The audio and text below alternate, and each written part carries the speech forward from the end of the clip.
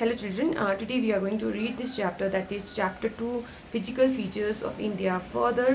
और यहाँ पे हम आगे पढ़ने वाली है द हिमालयन माउंटेन्स के बारे में। तो हमने कल का जो वीडियो था वहाँ पे हिमालयन माउंटेन्स के बारे में पढ़ना शुरू किया था और हमने वहाँ पे जाना था कि ये जो हिमालयन माउंटेन्स है जियोलॉजिकली यंग है और ये स्ट्रक्चरली फोल्ड है। ऐसे करके हमने पढ़ा कि ये जो माउंटेन है ये रन करता है वेस्ट ईस्ट डायरेक्शन में इंडस से लेके ब्रह्मपुत्र तक। नेक्स्ट हमने पढ़ा कि जो हिमालयस ये रिप्रेजेंट करता है क्या loftiest and one of the most rugged mountain barriers of the world.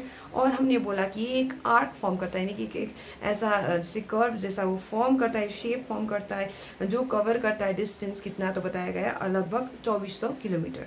तो हमने आगे पढ़ा कि इसका जो विद है वो भी हमें अंतर देखने को मिलता है। और ये जो जम्मू कश्मीर के एरिया में वहाँ पे हमें विद 400 किलोमीटर तक देखने को मिलता है, और जो अरुणाचल प्रदेश का जो एरिया है वहाँ पे हमें उसका विद 150 किलोमीटर देखने को मिलता है। नेक्स्ट हमने यहाँ पे पढ़ा कि इसका जो एल्टीट्यूडिनल वेरिएशन है वो हमें ज़्यादा देखने को मिलता है कहाँ पे, तो ईस्टर्न साइड में, यानी कि उसके ईस्टर्न हाफ में हमें ज़्यादा एल्टीट्यूडिनल वेरिएशन देखने को मिलता है। और हमने पढ़ा कि इसका जो लॉन्गिट्यूडिनल एक्सटेंट में हमने यहाँ पे जाना कि जो हिमालय से इसमें 3 पैरेलल रेंजेस है। तो वो 3 पैरेलल रेंजेस क्या क्या है, तो यही 3 है जो मैंने यहाँ बोर्ड पे लिखा हुआ है। द इनर हिमालयस जिसको हम क्या कहते हैं, तो हमने पहले से पढ़ रखा है इनर हिमालयस को हम ग्रेट हिमालयस भी कहते हैं और हम उसको हिमाद्री भी कहते हैं। तो हमने इसके बारे में पहले से पढ़ रखा है। आगे ये जो नंबर 2 और 3 है उसको हमने अभी कवर नहीं किया है। तो ये जो 3 जो क्या है रेंजेस है, पैरेलल रेंजेस है जो तुम्हें देखने को मिलता है हिमालयस में, तो इसके बारे में हम आगे और पढ़ेंगे। तो हमने कल के वीडियो में जाना कि ये जो ग्रेट इनर या हिमालयस या फिर जो हिमाद्री है जिसको मतलब हिमाद्री ग्रेट हिमालयस और इनर हिमालयस एक ही हिमालयस के नाम है, कंफ्यूज नहीं होना है। तो ये जो हिमाद्री है यहाँ पे हमने देखा कि इसमें क्या तुम्हें मिलते हैं, तो मोस्ट कॉन्टिन्यूस रेंज है ये, और साथ में यहाँ पे लॉफ्टीएस्ट पीक्स यानी सबसे ऊंचे ऊंचे पीक्स हमें यहाँ पे देखने को मिलता है, और उन पीक्स के एवरेज हाइट 6000 मीटर्स है।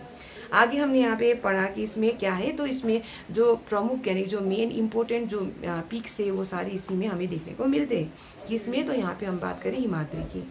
तो आगे हमने पढ़ा यहाँ पे ये जो फोल्ड्स होती है ग्रेट हिमालयस के क्या है असिमेट्रिकल है, 2 हिस्सों में काट दो तो वहाँ पे जो माउंटेन्स होंगे उसके जो साइड्स होंगे वो एक दूसरे से उतना ज़्यादा कॉरेस्पॉन्ड नहीं करेगा शेप में साइज में, तो ये चीज़ तुम्हें याद रखना है। आगे हमने पढ़ा कि इसका जो कोर यानी कि जो ग्रेट हिमालयस का जो कोर है वो किससे बना है, तो वहाँ पे हमने पढ़ा कि वो ग्रेनाइट से बना है।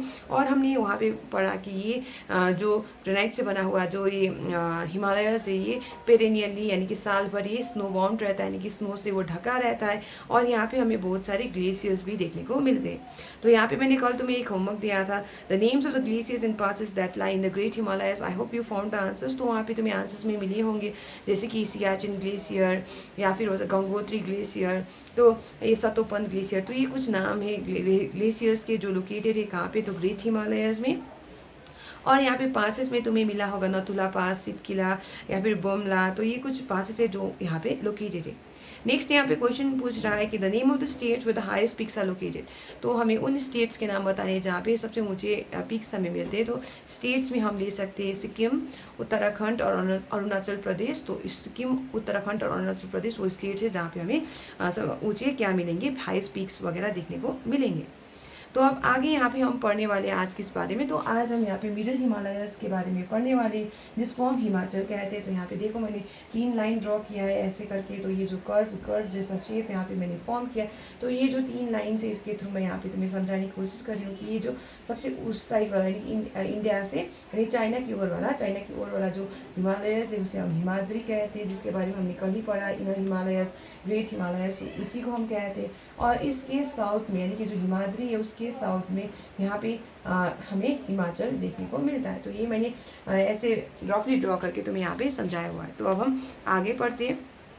The range lying to the south of the Himadri forms the most rugged mountain system and is known as the Himachal or Lesser Himalayas। तो यहाँ पे बताया गया कि वो जो रेंज है जो पड़ता है तुम्हारे साउथ ऑफ द हिमाद्री, तो ये हुआ हिमाद्री जो मैंने लाइन ड्रॉ करके यहाँ पे समझाया हुआ है। तो ऐसे इसके साउथ में यानी इसके साउथ में, तो इसके ऊपर की ओर नॉर्थ कहते हैं, नीचे की ओर साउथ कहते हैं। तो इसके नीचे की ओर तुम देखोगे कि यहाँ पे जो रेंज है उसको हम क्या कहते हैं, तो हिमाचल कहते हैं। तो ये चीज़ यहाँ बुक भी तुम्हें समझा रहा है और बता रहा है कि ये मोस्ट रॉगेट माउंटेन सिस्टम है। तो forms the most rugged mountain system. तो कोई रॉगेट माउंटेन सिस्टम होगा तो ये जो सरफेस होगा वो अनइवन होगा, साथ में वहाँ पे रॉकी स्टीप सरफेस हमें देखने को मिलेगा। तो ये चीज़ तुम्हें याद रखना है। The ranges are mainly composed of highly compressed and altered rocks. तो हमने इससे पहले वाला जब हमने ग्रेट हिमालयस पढ़ा था तो वहाँ पे हमने देखा था कि कोर किससे बना था, तो ग्रेनाइट से बना था। लेकिन यहाँ पे बताया गया है कि ये जो हिमाचल है ये कॉम्पोज किससे यानी किससे बने हैं, तो बताया गया highly compressed and altered rocks से बने। तो जो highly compressed and altered rocks होगा तो यहाँ पे हम मेटामॉर्फिक रॉक्स की बात कर रहे हैं। The altitude varies from 3,700 and 4,500 meters and the average width is of 50 kilometre. तो यहाँ पे तुम्हें देखने को मिलेगा कि अगर हम ग्रेट हिमालयस के साथ कंपेयर करेंगे तो हमने देखा था कि ग्रेट हिमालयस में हमने वहाँ पे पढ़ा था कि एवरेज हाइट कितना था, तो 6,000 मीटर्स। तो उसके मुकाबले यहाँ पे देखो तो इसका जो एवरेज हाइट है वो कम है। तो यहाँ पे बताया गया 3,700 to 4,500 मीटर्स इसके क्या है, तो एवरेज हाइट है।